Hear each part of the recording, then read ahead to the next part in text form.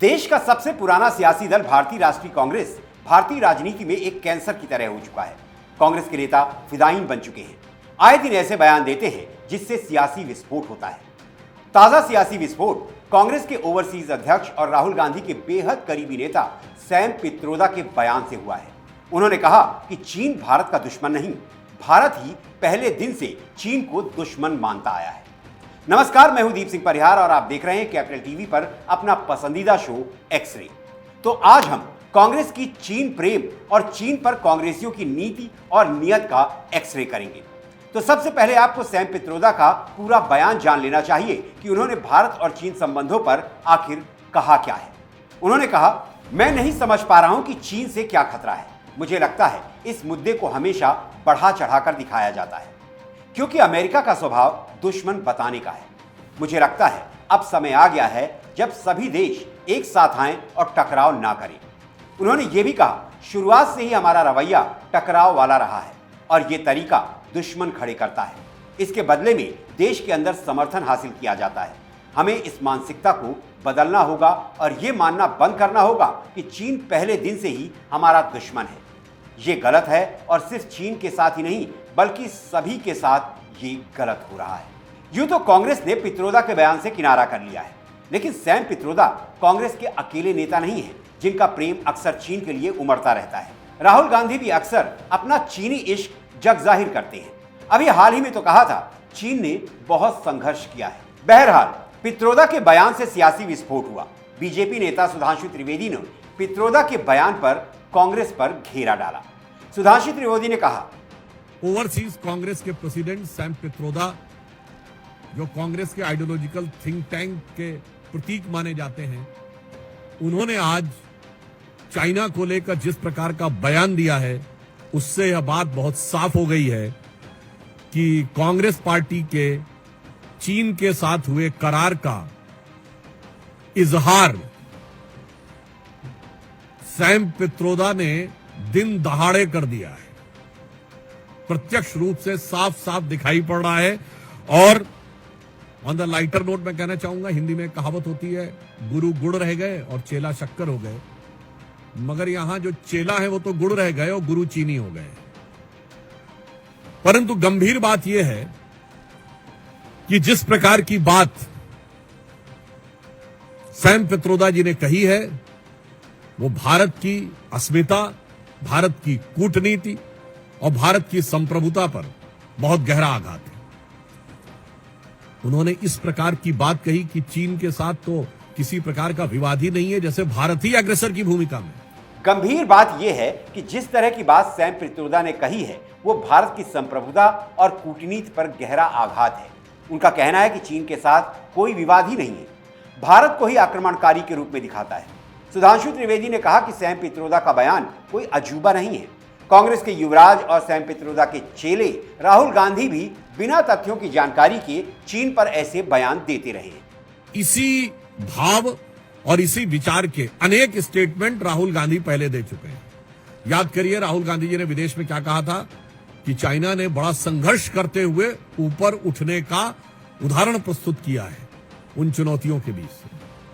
आपको याद हो अभी कुछ दिन पहले के अपने विदेशी दौरे में क्या कहा कि चाइना ने अनएम्प्लॉयमेंट को बहुत अच्छे तरीके से टैकल किया है, जबकि फैक्ट ऑफ द मैटर है इस समय चाइना में एम्प्लॉयमेंट रेट 24% है।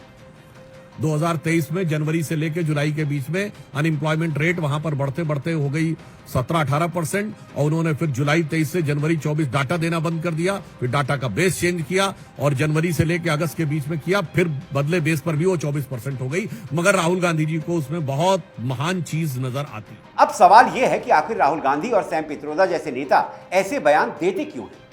ऐसा तो नहीं है कि ये निरक्षर हैं, पढ़े लिखे नहीं हैं, अच्छे खासे एजुकेटेड नेता हैं।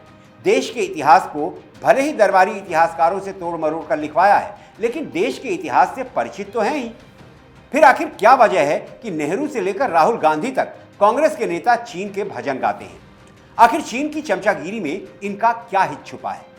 कांग्रेस का वो छिपा एजेंडा भी सुधांशु त्रिवेदी ने देश के सामने रख दिया कि कांग्रेस पार्टी ने स्पष्ट रूप से यह दर्शा दिया है कि वो चीन के साथ हुए अपने करार के प्यार में राजीव गांधी फाउंडेशन को चाइनीज एम्बेसी से मिले हुए लोन के दबाव में बोल रहे हैं और लगातार इस प्रकार के बयान दे रहे हैं। इसके लिए उनको आकर सीधे सीधे सफाई देनी चाहिए। तो समझे आप चीन प्रेम के पीछे कांग्रेस का क्या हित छुपा हुआ है।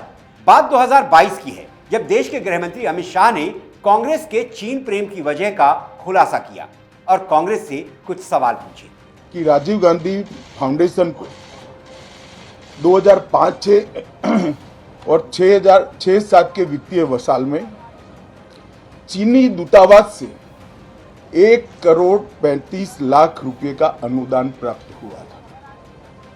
चूंकि FCRA के कानून और उसकी मर्यादाओं के अनुरूप नहीं था, तो नोटिस देकर पूर्णतया कानूनी प्रक्रिया का अनुपालना करते हुए गृह मंत्रालय ने इसका रजिस्ट्रेशन रद्द किया।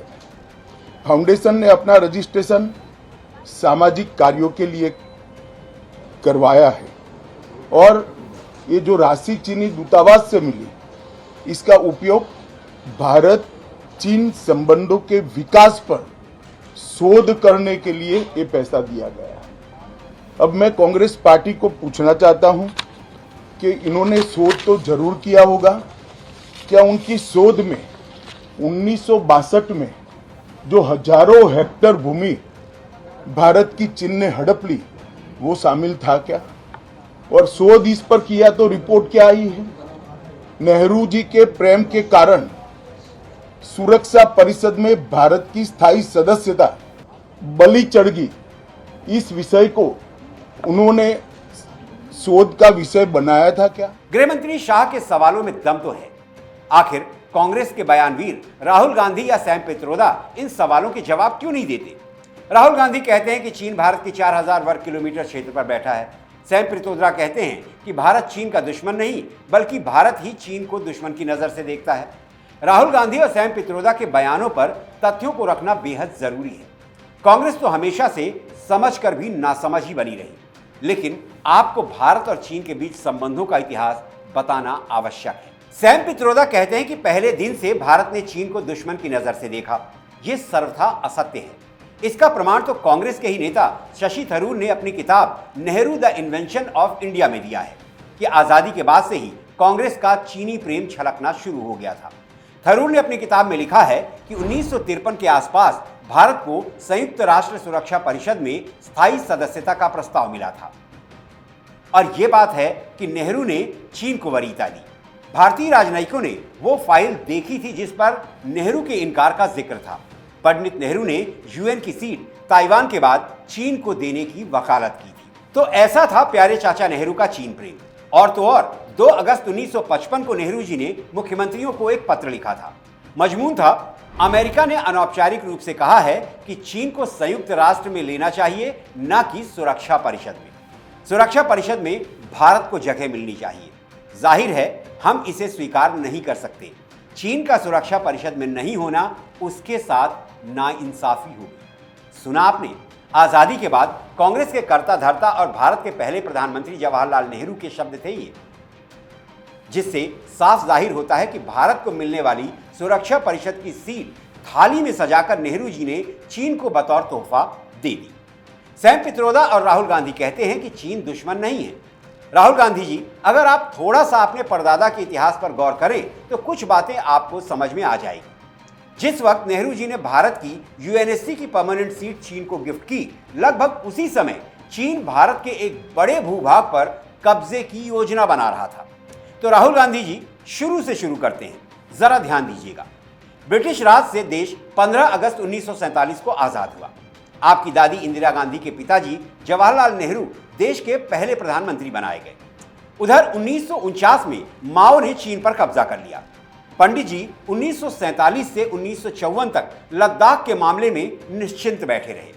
आपके परदादा नेहरू जी चीन के साथ मित्रवत संबंध के पक्षधर थे। नेहरू जी पंचशील का राग अलापते रहे, हिंदी चीनी भाई भाई का गीत गाते रहे। साल 1954 के अप्रैल महीने में भारत और चीन के बीच पंचशील समझौता हो ही गया। उस समय आईवी के चीफ भोलानाथ मलिक ने एक किताब लिखी थी, my years with Nehru the Chinese betrayal. उन्होंने लिखा, नेहरू चीन के साथ 25 साल का समझौता चाहते थे, लेकिन चीन सिर्फ 8 साल के लिए तैयार हुआ। नेहरू जी ने पंचशील समझौते पर दस्तखत कर दिए। उस समय सरकार में बैठे सभी लोग चाहते थे कि पंचशील के साथ साथ चीन के साथ बॉर्डर इश्यू पर भी गंभीरता से डिस्कशन किया जाए।